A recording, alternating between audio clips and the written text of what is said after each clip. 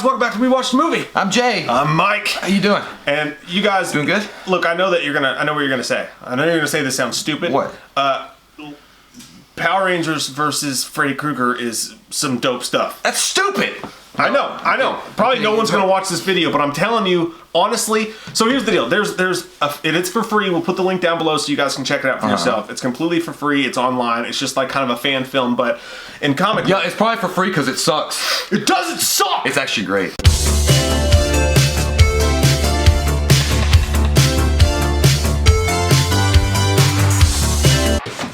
Shit.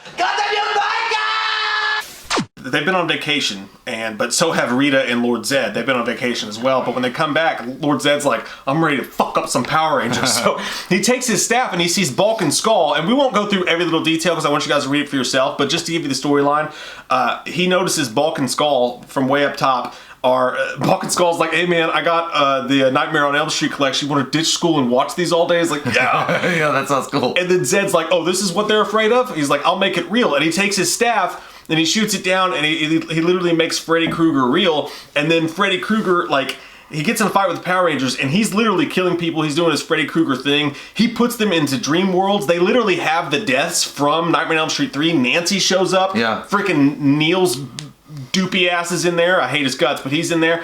Kincaid's in there. They're all in there, and they tie in all the movies. They have the same dreams. Like, a couple of them die in certain ways. Kimberly's mom is basically Nancy's mom when she was a kid. From Nightmare 3. Yeah, the way that they tie it in is genius, man. Well, it's fucking genius. They focus a lot, and I mean, I guess it's just the head tilt to the writer of Nightmare 3. They loved Nightmare 3 a lot, so it's showcased quite a bit. There is one scene specifically that's a cockroach scene, and that's from Nightmare 4. But otherwise, you're literally seeing a Nightmare on Elm Street Part 3 played out with the Power Rangers involved in it. And I'm not kidding. Like, dude, if you imagine, like, you're a Power Ranger, right? And you're like, okay, guys, let's do it. And you're like, fucking holy shit.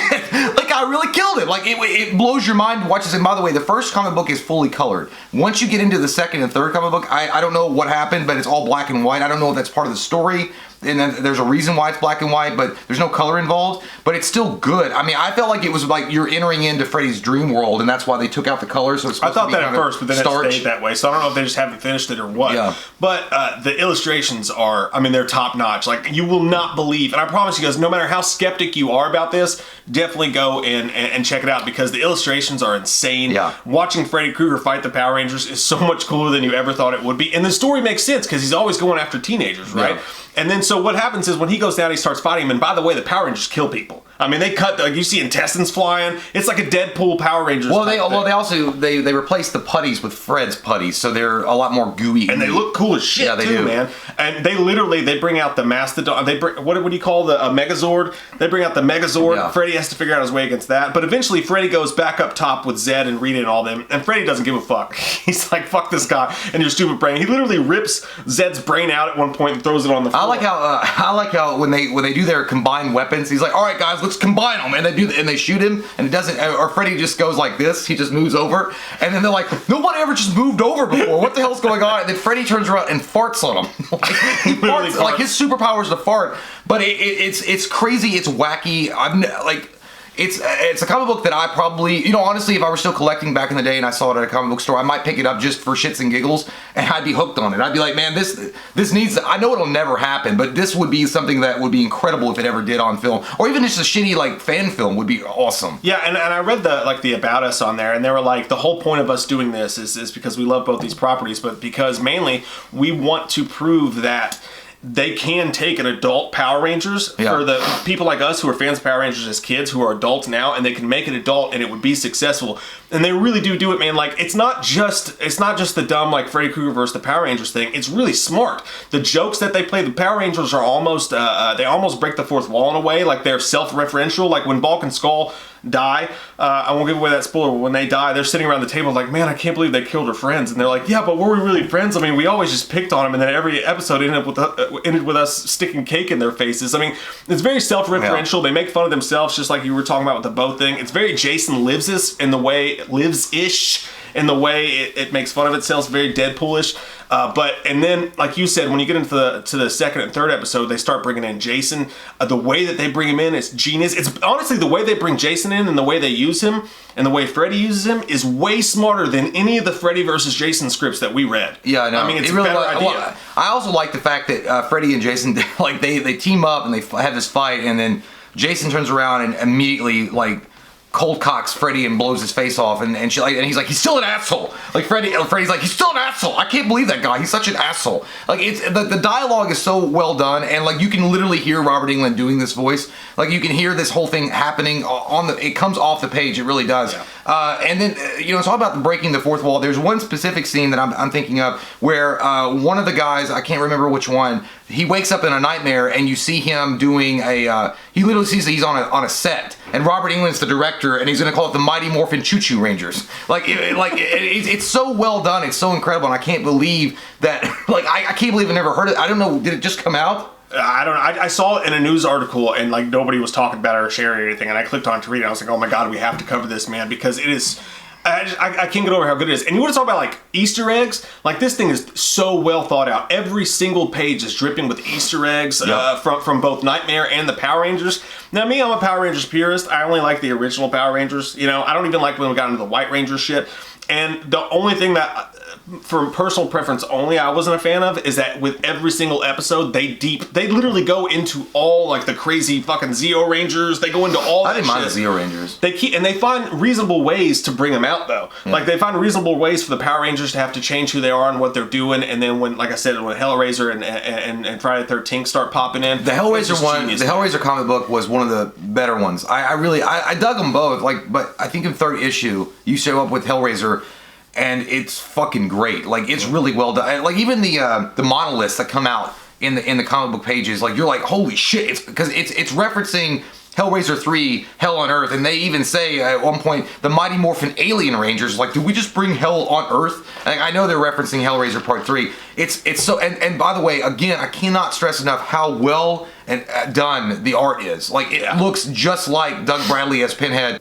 But holy hell, man, like if you guys haven't checked this out, you've got to do yourself a favor and morph to the command center and tell Zordon to give you a copy. Even Zordon was like, you're fucked now. He's like, shit's bad. Rangers, you're dead. And I know it sounds crazy, man. I'm going to ask you a question, though. And I actually think that this is a possibility. Like, for one, I think Wes Craven, as meta as he was, would have been proud of this. Yeah. I think Wes Craven himself would have loved this. It's that good, and it's that smart, the way that they write it in, because it's not just dumb stuff. It's so smart, the way they tie everything together. Really but... good.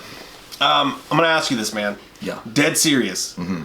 If they announce this as a movie, no, you cannot suck my wiener. Oh, damn it! I know. You promised. I know. Dead serious though. After reading this comic book, dude, if they announce Power Rangers versus Freddy Krueger, I as a movie, 100%, I would literally be there. I'd be on board with Alice Cooper playing in my cassette player with a lighter lit because I'm ready to rock.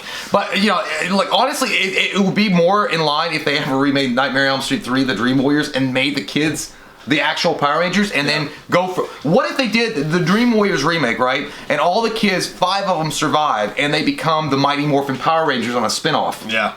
I can do it. I want to see it so. I want to see it so badly that I'm fine. Even though I'm not the biggest fan of Nightmare 3 like some people, I would watch the shit out of that. And I know how dumb it sounds, guys. I know you're sitting there thinking right now. Literally, when I told my wife about it, I was like, honey, I was like, this Mighty Morphin Power Rangers versus Freddy Krueger comic book, which that's not the name of it, but I keep saying that. Yeah. But I was like, honey, this thing is actually really amazing. And she literally looked me dead in the face. She was like, my vagina just filled with cement. Yeah. And I'm like, I'm pretty sure that that's how people feel watching this right now. But I'm telling you, if you just read it, man, you'll see what I'm talking about. Her vagina is drier than Quaker Oats, and that's for life.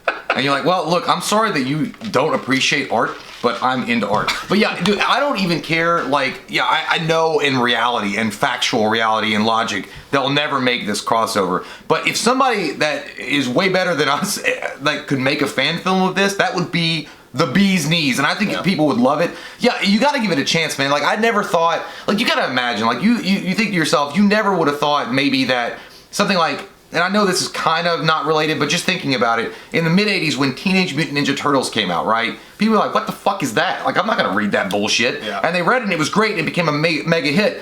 It's the same kind of thing with this. You got to give it a chance at least once, all right? Please, God, have sex. like put it in one time. It'll feel good, I promise. Just the tip. Just touch it. But yeah, if you get a chance to, like Mike's mentioned, it's free. It's totally not going to cost you anything. Yeah. Go check it out. And you know what? If these guys have a GoFundMe account, if they have something where they want to like do a mass produce on it and get paid for it, for sure, 100%. I don't know if that ever will happen because the properties are owned by two different entities, and I don't think they're going to get the rights for it. But nonetheless, man, they deserve credit and they deserve a lot of attention. And this comic book deserves a lot of attention because it almost feels like a labor of love. Yeah. Because they're not getting paid. I would imagine they're not getting paid. No, I don't know.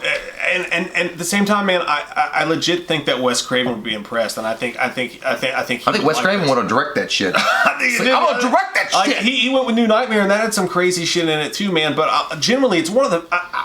I know it sounds crazy to say this, dude, but it's one of the smartest and best comic books I've ever read. You know what it is? The way that they tie it together. I hear us talking, and I can't believe the amount of bullshit's coming out of our mouth. But it's true. It's a good read. Yeah. You got to pick it up at least once, give it a shot, read the first issue, and then tell us in the comments what you think about it. Because I'm telling you right now, when they come out with more, I'm ready for the fourth issue. I'm already ready. I'm going to sign up. I'm going to get notified. I'm going to get the bell, the notification, which you should do, by the way, on YouTube, because they fuck us all the time. Make sure that bell is lit. Yeah, you got to click that bell. You got to do it. So, yeah, I support the fuck out of it, man. I want a goddamn t-shirt. I don't know. I'm all the way on the Mighty Morphin Power Rangers. We should get t-shirts. Hey, if the writers out there, if you guys never would, but if you guys should make t-shirts, dude, we'll wear them for the video so we can get your message out, okay? Do it. And I feel like we're like those cult followers. It's like, we'll get your message out, sir. I promise. I'm a fucking goddamn groupie for this shit right now. But yeah, definitely, before you talk shit in the comments below, please at least read the first issue. The link will be in the description. No, it'll be like, Mike's an asshole because he doesn't like Zeo Rangers, prick. Hey, I like Zeo Rangers, but I didn't love it as much as the original. The OG Power Rangers are where it's at, man. That's where it is. No doubt about it. We love your fucking faces, and if you're new to the channel, click that subscribe button and get some goddamn wham up in, guys. Ninjutsu!